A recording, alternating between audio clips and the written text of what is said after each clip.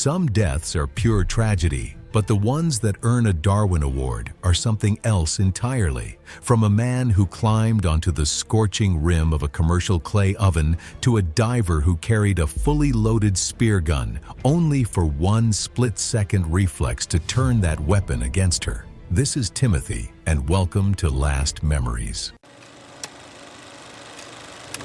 It was September 14, 2019, in a farming province east of Yerevan, in Armenia. There was a small family bakery there that had been run by the same family for 3 generations. They were known for their flatbread, which they baked in a deep clay oven built into the ground. The oven stayed very hot, and only trained workers were allowed near it. Sometimes tourists came to watch them bake. That was normal. What happened that day was not. The man at the center of it was named Dale Jackson Whitmore. He was 27 years old and made travel videos for a living. He was friendly, a little restless, and always looking for the next big thing to film. Lately, his videos hadn't been getting many views, and that bothered him. He had flown all this way, hoping to capture something nobody else had, something that would finally make people stop scrolling and pay attention. I actually get the urge he had. The first time I traveled somewhere far, I filmed everything too, even the boring parts, because I wanted proof I made it there. And when Dale arrived, the old baker, a man in his 60s, walked him through the whole process. He showed how the oven sat low in the ground, how it stayed burning hot between batches, and how only trained workers were allowed to lean over it. He explained that the heat could hurt you even from a few inches away, and that the workers had spent years learning how to move around it safely. Dale filmed all of it, the dough being stretched thin,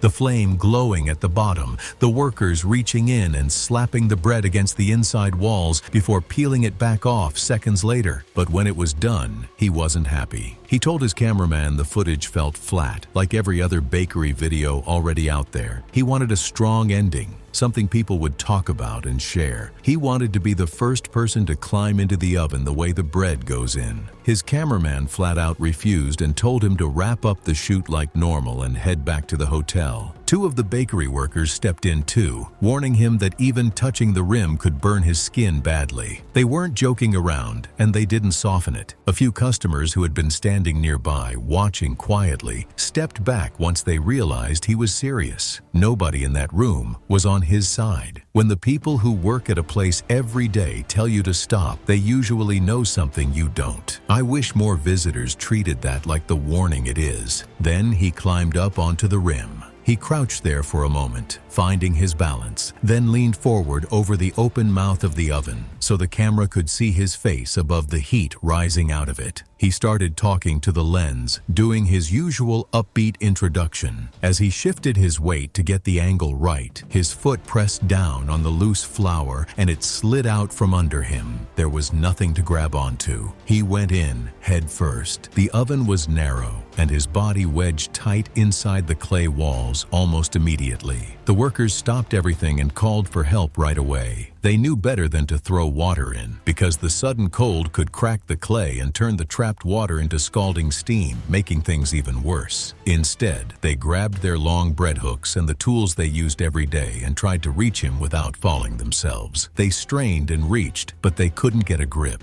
Honestly, those workers did everything the right way, and there was still nothing they could do. Firefighters arrived within minutes, but the oven was permanently built into the ground, making the rescue extremely difficult. They worked as quickly and safely as they could using specialized rescue equipment, but by the time they finally reached Dale, it was already too late. The people who looked into it afterward found no broken parts, no faulty equipment, nothing that failed. The oven worked exactly as it always had, the same as it had for decades. Witness after witness told the same story. Dale had been warned more than once by more than one person and chose to ignore every single warning. The bakery shut its doors for a while during the review, the family shaken by something that happened on the floor where they had worked their whole lives. In the end, officials ruled it an accidental death caused by a man deliberately climbing into a working oven that was never meant for people. And I keep thinking the same simple thing. All he had to do to be fine was climb back down. Dale ignored the people who knew the danger best. The next story follows someone else who couldn't resist proving a point. It was February 8, 2018, in the town of Oudtshoorn, South Africa. There was an ostrich farm there that let visitors come in for guided tours. The birds were raised on the property, and some of them were large breeding males that stood taller than a grown man. Guests were allowed to feed them, but only from behind a fence, and the staff watched the whole time closely. The rule was simple: stay calm and never tease the birds. The woman who broke that rule was named Renee Maria Calloway. She was 34 years old and worked as a sales representative back home. People who knew her said she liked being right, and she liked proving it in front of a crowd. She had come to the farm on vacation, looking for a fun afternoon and a good story to bring back. I think we all know somebody like that, the type who can't let a small disagreement just sit there. The problem is, some places are the wrong place to dig in your heels. At the start of the tour, the guide explained how to feed the birds the right way. You held the food out flat from behind the barrier, kept your movements slow, and let the ostrich come to you. He told the group that ostriches look silly but are strong, and that the big males get protective. Most people listened and nodded along. Renee didn't. She told the group ostriches were harmless, that all their puffing and stomping was just for show. Another visitor disagreed, and the two of them went back and forth in a friendly way. It might have ended there, but Renee took it further. She bet she could walk right up and hand feed the biggest breeding male. No trouble at all. The staff heard her and told her plainly not to tease or provoke the bird. They meant it, but instead of backing off, she started waving food toward the ostrich and then yanking it away again and again, like she was playing a game with it. This is the part that gets me. She wasn't in danger yet. Every single thing that went wrong after this started with her choosing to poke at an animal that wanted to be left alone. The big male didn't find it funny. It began pacing along the fence, stretching its neck out and pulling it back, lowering its head and raising it again. The other guests grew quiet and uncomfortable, and a few drifted backward. The staff noticed the bird's mood shifting and started moving closer, getting ready in case something happened. Renee saw the bird reacting and took it as a challenge instead of a warning. Before anyone could get to her, she climbed up onto the visitor barrier to get nearer, balancing on the rail with the food held out in front of her. She leaned out farther, trying to win her bet, stretching her arm toward the male. A staff member called for her to get down, but it happened too fast. The ostrich lunged for the food. The sudden movement threw off her balance, and she tipped forward off the rail and fell straight down into the enclosure with the bird. The staff reacted right away, rushing in and trying to wave the ostrich off and pull its attention somewhere else. Someone called for emergency help without wasting a second. Those workers ran toward a full-grown breeding male to save someone who ignored every warning they gave. That took a lot of guts, and they didn't think twice. I really admire them. But the male was already worked up, and it did what an ostrich does when it feels cornered. It kicked. The legs of a big ostrich are heavy and tipped with a thick claw, and the bird drove them forward in hard, repeated strikes. The staff were still trying to force their way between her and the animal, but they couldn't reach her in time. Before they could pull the bird back, Renee had already taken several of those kicks to her midsection. The people who looked into it afterward concluded the ostrich had reacted defensively after being repeatedly teased, exactly as a stressed animal would. Witnesses also confirmed that the staff had warned Renee more than once, but she ignored every warning. Their findings were straightforward. The repeated kicks from the breeding male had caused severe internal injuries, and those injuries were what killed her. There was no broken fence, no faulty gate, and nothing wrong with the bird itself. She had simply crossed the barrier into the ostrich's space. After the incident, the farm raised its visitor barriers higher and put up more warning signs around the enclosures. The guides added a longer safety talk before letting anyone near the birds. Officials reviewed everything and ruled it a preventable accidental death. In the end, it came down to one stubborn choice. Renee came to that farm wanting to prove a point, and the only thing she really proved was that the staff had been right all along. And that's what stays with me. She was safe behind that fence the entire time. The fence didn't fail her. She climbed over it. And now the next story begins with no fence, just a decision that may seem like a simple shortcut. It was the 26th of November, 2020, in Baton Rouge, Louisiana. It was Thanksgiving Day, and the rain had started coming down hard right before dinner was supposed to be cooked. A man was hosting the meal at his house, and he had a propane turkey fryer ready to go outside. The fryer was made for outdoor use only. It ran on a tall cylinder of gas and a burner that put out a strong, open flame. The host was named Brent Langford. He was 41 years old and worked as an HVAC technician, the kind of guy who fixed heating and cooling systems for a living and trusted himself around tools and equipment. He liked things done on a schedule, and once he set a plan, he didn't like changing it. That afternoon, his plan was simple. Dinner would be ready on time, rain or no rain.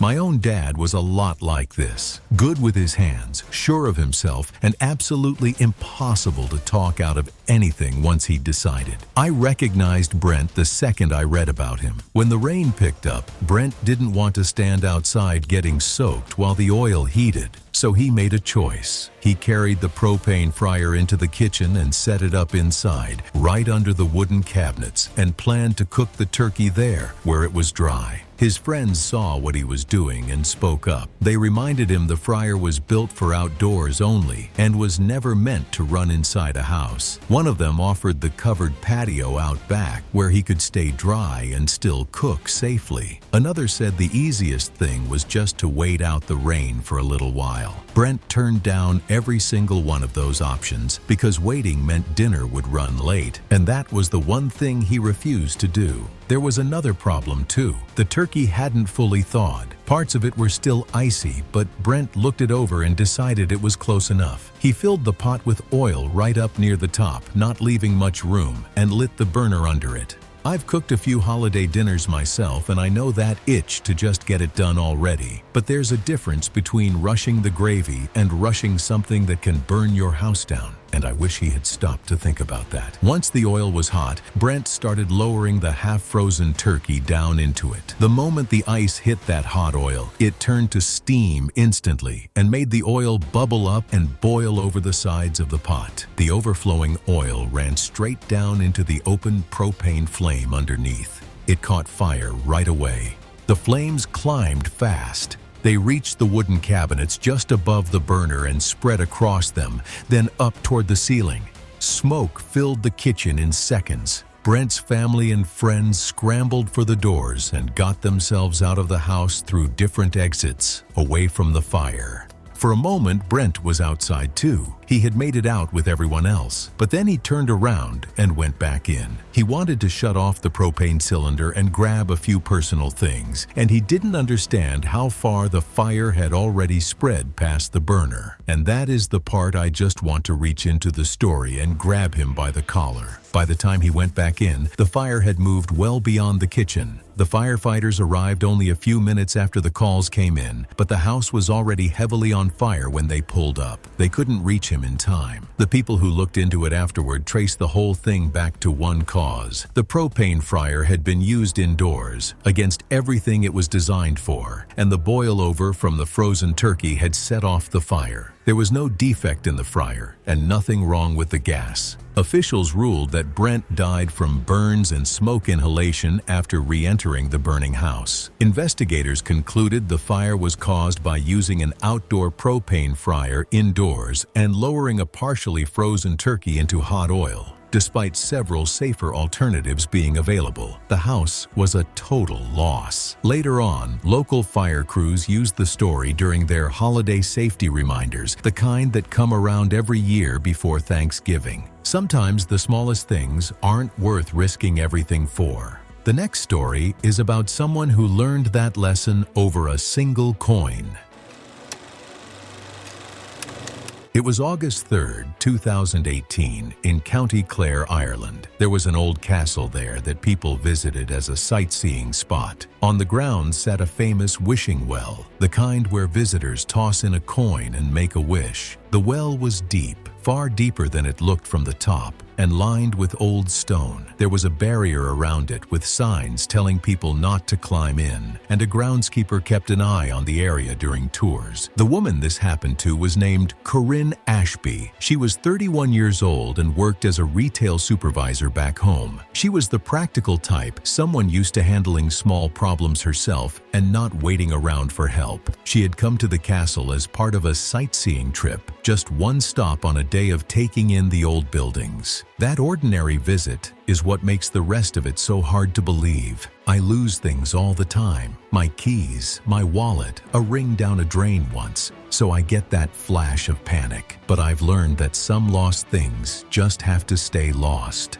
Earlier that day, Corinne had bought a commemorative silver coin from the castle, a little keepsake she wanted to hold on to. When she leaned over the wishing well, the coin slipped out of her fingers and dropped down into the shaft. It wasn't a coin meant for tossing in. It was the one she'd planned to keep, and that seemed to be what set her mind on getting it back. The groundskeeper saw what she was thinking and told her plainly that climbing into the well was not allowed. Other visitors chimed in too, telling her the shaft was a lot deeper than it looked from the top. Corinne brushed it off. She figured she could simply climb down the inside using the stone walls, grab the coin, and climb right back up. She ignored the posted signs and the warnings coming at her from every direction. My grandmother used to say a person can be too clever for their own good.